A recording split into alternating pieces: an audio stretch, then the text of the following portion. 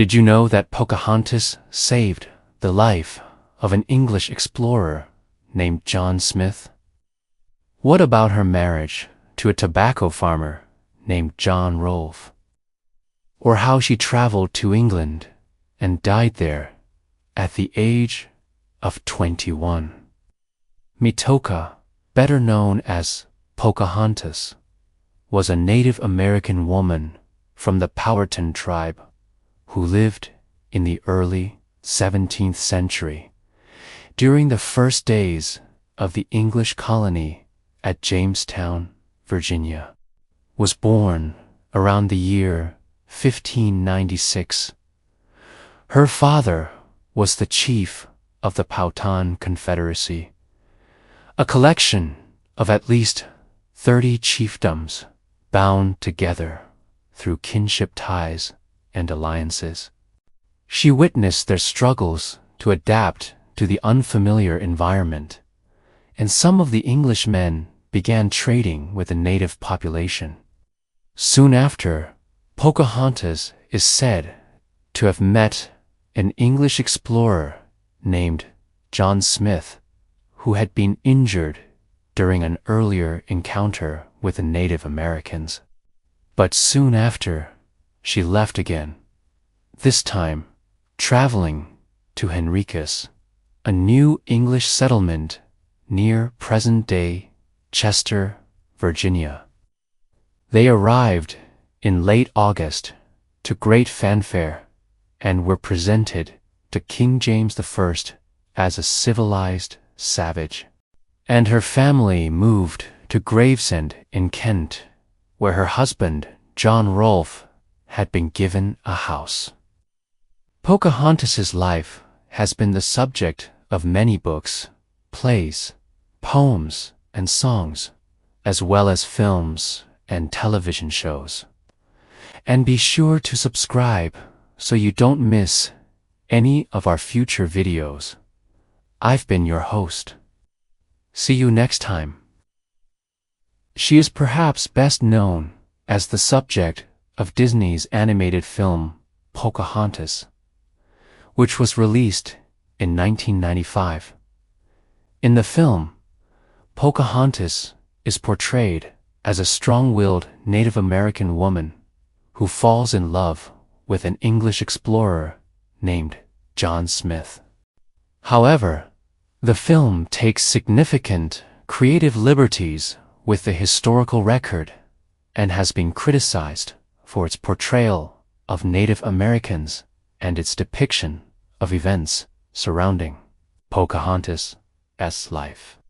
But regardless of the controversy surrounding the film, Pocahontas remains an important figure in American folklore and has been celebrated as a symbol of environmentalism, feminism, and the importance of cultural diversity.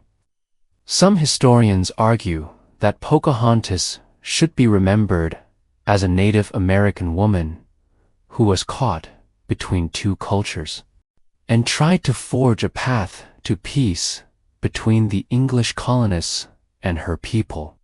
Others see her as a tragic figure who was exploited and ultimately died, a victim of disease brought by the very people she tried to help. She became friends with a local woman named Anne Burroughs, whose daughter had acted as Pocahontas's interpreter. But Pocahontas soon fell ill and died on March 21st, 1617, at the age of about 21.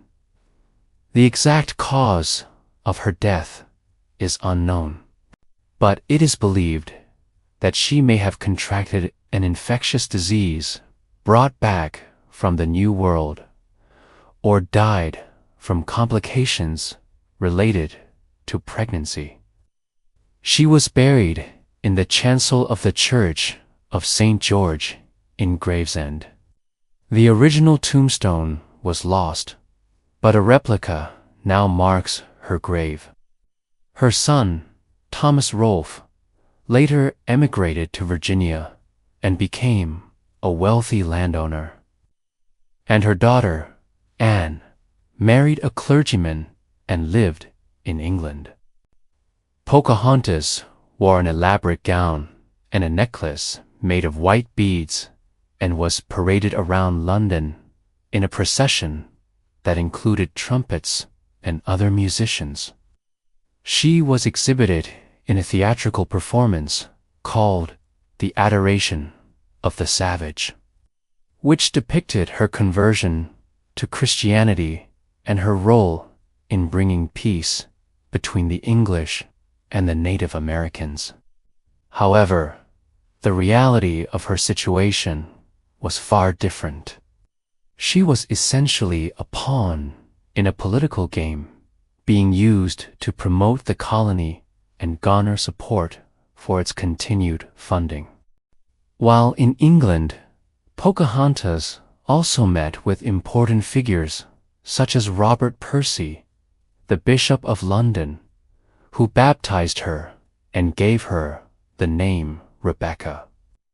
She became one of the attractions at the Royal Playhouse in London and appeared in a drawing room play called The True Relation of the Adoration of the Blessed Sacrament. Unfortunately, the play did not go over well with critics, and Pocahontas struggled to adapt to English life. There she met a tobacco planter named John Rolfe, who had recently come to the colony. They were married on April 5, 1614, in a ceremony performed by a minister.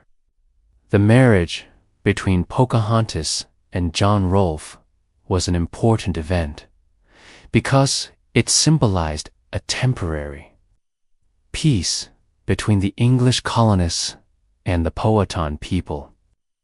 John Rolfe is credited with introducing a type of tobacco seed from the Caribbean that grew into a high-quality leaf which was in demand in Europe. He developed a plantation on the James River which produced this type of tobacco successfully and became one of the wealthiest men in the colony. According to John Smith's account, he was about to be executed by her father's tribe when Pocahontas intervened and saved his life. Whether this story is true or not, it became an important part of the mythology surrounding Pocahontas. The story goes that when Smith was brought before the assembled Native Americans, Pocahontas recognized him and threw herself at his feet, begging for mercy. Impressed by her bravery, Chief Powhatan decided to spare Smith's life. Pocahontas then is said to have saved Smith again when he went back to the village to get food. When the villagers wanted to kill him, she hid him and gave him food. This story has been challenged by historians who point out that the timing does not make sense given the historical records. But whether it's true or not, it certainly made an impression on colonial leaders. Her mother, who was the chief's second wife, was from the neighboring Chickahominy tribe. In 1610, the English fort at Jamestown was attacked by a group of Native Americans, and much of the settlement was burned to the ground. This attack is now known as the Sack of Jamestown. Though many of the settlers were able to escape, others were killed or captured. And it was during this time that Pocahontas's brother, Cocoom, fell in battle against the English. According to some accounts, Cocoom was killed by John Rolfe, the man who would later become Pocahontas's husband. During this period of conflict, Pocahontas was taken captive by the English, though she had previously visited the settlement several times and knew some of the people there. One version of the story says that she was captured while trying to warn them of an impending attack. Another says that she willingly surrendered herself in exchange for the release of some prisoners. Pocahontas was the youngest of several children, including a full sister named Betty and two half-sisters on her mother's side. Growing up in the Powhatan village of Senecamoco, near present-day Williamsburg, she learned the customs and traditions of her people, including skills such as hunting, fishing, and gathering. She would have spoken the Powhatan language and followed the religion of her tribe, which was a mixture of animism and belief in a supreme being. As a young woman, she assisted her mother and other women in tasks such as preparing food, making clothing, and gathering materials for building houses. She would also have participated in tribal ceremonies and rituals, such as dances and celebrations honoring important events or figures.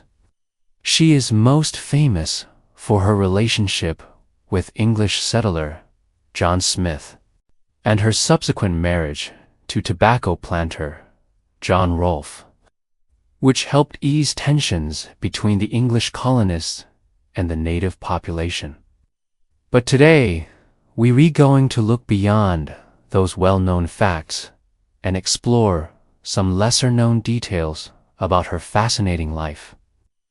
You'll want to stick around for it's one of the strangest stories associated with Pocahontas and has been called a gigantic hoax. So stay tuned to find out if it's true or false. And while you're doing that, be sure to check out these other videos from the channel. These are just a few things you might not know about Pocahontas. Welcome back to the channel. I'm your host. Number 10. Early Life and Family. Rebecca, also known as Matoaka or Amanute, No. 9. Meeting John Smith in 1607 when Pocahontas was about 11 years old. The English settlers arrived in Jamestown. No. 8. An ambush and a kidnapping. Not all interactions between the English and the Native Americans were peaceful. Number 7. The story of John Rolfe. After being held by the English for several months, Pocahontas was released and returned to live with her people. No. 6. A trip to England. In 1616, Pocahontas and her husband, John Rolfe, traveled to England with a group of colonists led by Sir Thomas Dale. Number 5. Death in Gravesend. After spending a few months in London, Pocahontas, No. 4. Legacy and Folklore. Thanks for watching. Do you think Pocahontas is a hero or a tragic figure? Let me know your thoughts in the comments below.